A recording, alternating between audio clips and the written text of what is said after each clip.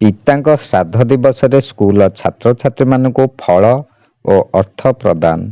ନୟାଗଡ଼ ଜିଲ୍ଲା ଓଡ଼ଗାଁ ବ୍ଲକ କଜଳାଇପଲ୍ଲୀ ଶାସନ ଗ୍ରାମର କଜଳାଇପଲ୍ଲୀ ହାଇସ୍କୁଲର ଅନ୍ୟତମ ପ୍ରତିଷ୍ଠାତା ସଦସ୍ୟ ସ୍ୱର୍ଗତ ହାଡ଼ିବନ୍ଧୁ ମିଶ୍ରଙ୍କ ପ୍ରତିବର୍ଷ ଜାନୁଆରୀ ମାସ 16 ତାରିଖ ଶ୍ରାଦ୍ଧବାର୍ଷିକ ଉପଲକ୍ଷେ ତାଙ୍କ ପୁତ୍ରମାନଙ୍କ ଦ୍ୱାରା ସାରସ୍ୱତ ଲୋକ ବିଦ୍ୟାପୀଠ କଜଳାଇପଲ୍ଲୀର ଛାତ୍ରଛାତ୍ରୀମାନଙ୍କୁ ଫଳ ବଣ୍ଟନ ସହିତ ପ୍ରତି ଶ୍ରେଣୀର କୃତି ଛାତ୍ରଛାତ୍ରୀମାନଙ୍କୁ 500 ଟଙ୍କା ଲେଖାଏଁ ପ୍ରଦାନ କରି ଆସୁଛନ୍ତି। ଆଜି ତାଙ୍କର ଦ୍ୱିତୀୟ ପୁତ୍ର ଡାକ୍ତର ସୋମନାଥ ମିଶ୍ର, ସାନ ପୁଅ ବରିଷ୍ଠ ଆଇନଜୀବୀ କଟକ ହାଇକୋର୍ଟ ବାସୁଦେବ ମିଶ୍ର ଓ ନାତି ନିରଞ୍ଜନ ମିଶ୍ର, ପ୍ରାକ୍ତନ ଜିଲ୍ଲା ପଞ୍ଚାୟତ ଅଧିକାରୀ ପ୍ରଭୃତି ଉପସ୍ଥିତ ହୋଇ ପ୍ରଧାନ ଶିକ୍ଷକ ପ୍ରସନ୍ନ କୁମାର ପ୍ରଧାନଙ୍କ ତତ୍ତ୍ୱାବଧାନରେ ପ୍ରଥମେ ବିଦ୍ୟାଳୟର ପ୍ରତିଷ୍ଠାତା ସ୍ୱର୍ଗତ ଲିଙ୍ଗରାଜ ମିଶ୍ର ଓ ସ୍ୱର୍ଗତ ହାଡ଼ିବନ୍ଧୁ ମିଶ୍ରଙ୍କ ଫଟୋରେ ପୁଷ୍ପମାଲ୍ୟ ଓ ଧୂପଦୀପ ପ୍ରଦାନ କରିଥିଲେ।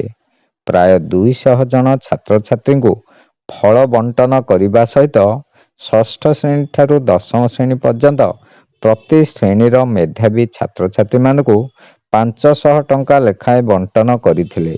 ଉକ୍ତ କାର୍ଯ୍ୟକ୍ରମରେ ବିଦ୍ୟାଳୟ ଆଲୁମିନା କମିଟି ସଭାପତି ଘନଶ୍ୟାମ ମହାପାତ୍ର, ସମ୍ପାଦକ କୃଷ୍ଣଚନ୍ଦ୍ର ମହାପାତ୍ର, ପ୍ରାକ୍ତନ ଛାତ୍ର ତଥା ଶିକ୍ଷାବିତ୍ ଦୀନବନ୍ଧୁ ମହାପାତ୍ର ଉପସ୍ଥିତ ରହି ସ୍ୱର୍ଗତ ହାଡ଼ିବନ୍ଧୁ ମିଶ୍ରଙ୍କ ସ୍ମୃତି ଚାରଣ କରିଥିଲେ।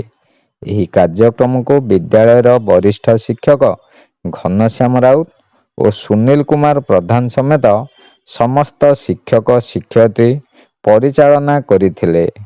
ଓଡ଼ଗାଁରୁ ଦୀନବନ୍ଧୁ ମହାପାତ୍ରଙ୍କ ରିପୋର୍ଟ, ଖଣ୍ଡପଡ଼ା ବାର୍ତ୍ତା।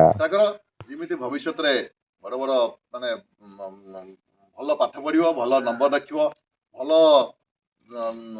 କରିକି ସ୍କୁଲର ନାଁ ରଖିବ, ଏରିଆର ନାଁ ରଖିବ, କଲେ ଏଇଟା ବର୍ତ୍ତମାନ ଯୋଉ ସ୍ୱର୍ଗତ ଲିଙ୍ଗରାଜ ମିଶ୍ର ଆଉ ହାଡ଼ିବନ୍ଧୁ ମିଶ୍ର ଅଛନ୍ତି ତାଙ୍କ ଆତ୍ମା ଶାନ୍ତି ପାଇବ।